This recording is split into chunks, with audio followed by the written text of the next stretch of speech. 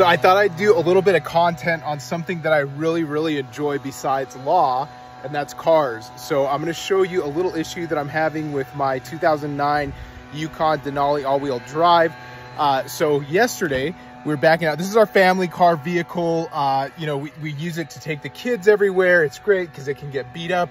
We don't care, super durable. I love the engine, never any major issues. But my wife goes to back it up and all of a sudden she gets the,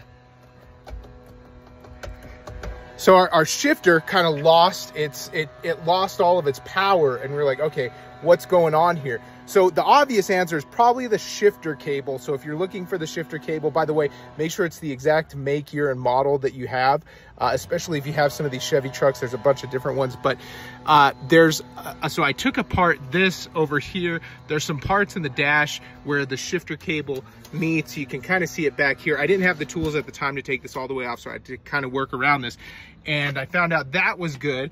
I had to take off this seal right here, and all this right here probably took maybe, you know, 10 minutes to take off and assess. So it's not a huge scary thing. So the shifter cable actually goes under the rug right here, and there's a little outlet so you can kind of see it right there. It goes out of the car and under the car. So I'm going to take you under the car really quick and show you where it kind of ended up and what's the issue. Okay, picking up from right where I left off. So it actually ended up being that it is the shifter cable down here. So hopefully you could kind of track how I came down here. Now the shifter cable is actually located right here. So just come straight. I had a hard time locating this. Come straight from the driver's side down underneath, and you can see right here the cable lost connection to right here. So what I'm gonna do is instead of replacing this whole cable, the cable is still good, I'm just gonna replace this little grommet. You can see these things kind of deteriorate over time. They're plastic, you see it just fell out right there, and reconnect it here with the proper grommet. I'm gonna time myself, and I think I can get this whole thing done in about 20 minutes. And look guys, I'm not a car mechanic, I'm not an expert. I just love tinkering with cars, and they're so fun to sort of figure out. So right now it's stuck in reverse. I'm gonna get this cable put back on here, and I'll see you in hopefully 10 minutes or less. Okay, so I also didn't want to forget to mention that the grommets, you can buy these at AutoZone. It's about 20 bucks, really easy part, but it seems like a really scary thing because your vehicle can't shift, and a lot of people probably think, oh man, my transmission is going out, this is gonna cost thousands of dollars.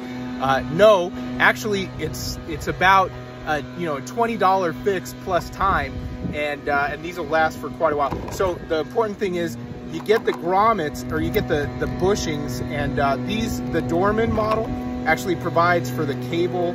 This is like a little cable lock in here, and then these are the actual bushings, these little round guys with kind of that little hanger on them. So they recommend that you soak them in hot water to do this. And the reason that I'm doing it out here at the parking lot is because I don't want the vehicle towed. Normally I would just take it back to my garage, or you know, throw it up on a lift and do this, but it's stuck in reverse, it's all-wheel drive. I don't want to mess up the transmission by dragging it up on a flatbed. It has to go, you know, it has to roll out. There's no putting it in neutral. So this can seem kind of scary if you find yourself in this situation, but it's not. It's a super easy fix. I'm about to show you.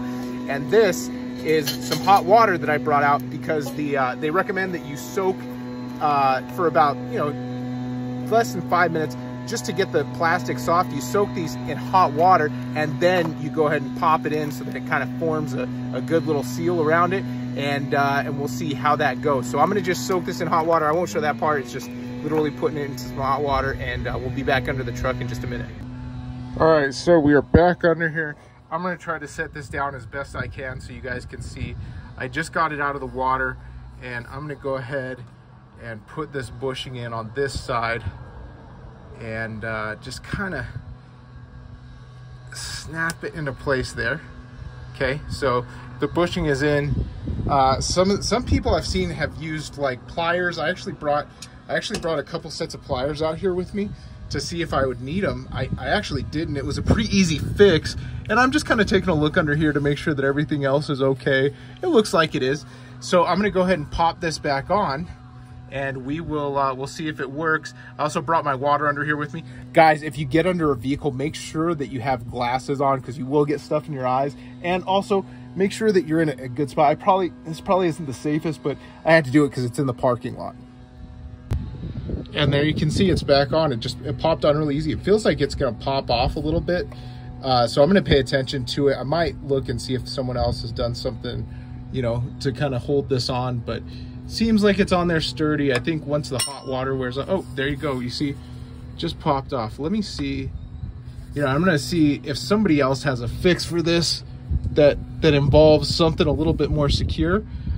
Because it doesn't feel super secure, but it's the best I got to get it back to the house, and I think we can.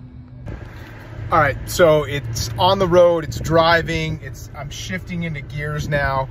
Also, that change engine oil soon is not accurate because I just changed the oil. I just forgot to reset that that little clock, the timer that tells you when to change the oil, but it's working good now. So the only thing I'm going to do is go back and see if there's something in one of the forums that I'm in to just tighten up that little bushing down there. It seemed a little bit loose, but the car is driving fine, just like normal.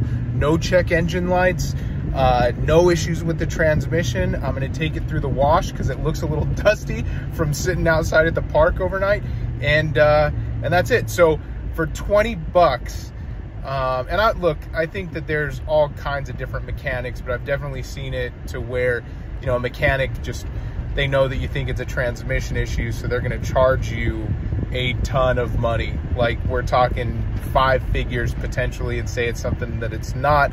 That's why it always pays to do a little bit of research and learn about your car so that you can make some repairs on your own. Same thing applies to law. Learn a little bit about the law so that you know how much work an attorney may or may not have to put into something. And it doesn't mean you're an expert or that you know the subject matter altogether. Just like I'm not an expert on being a mechanic or tearing apart a car or anything. So you're going to want to defer to the professionals, but it just helps you, especially when you're in a tight jam, and especially if you just want to be a little bit more self-sufficient. So that is how you change a shifter cable bushing on a 2009 GMC Yukon Denali family grocery getter.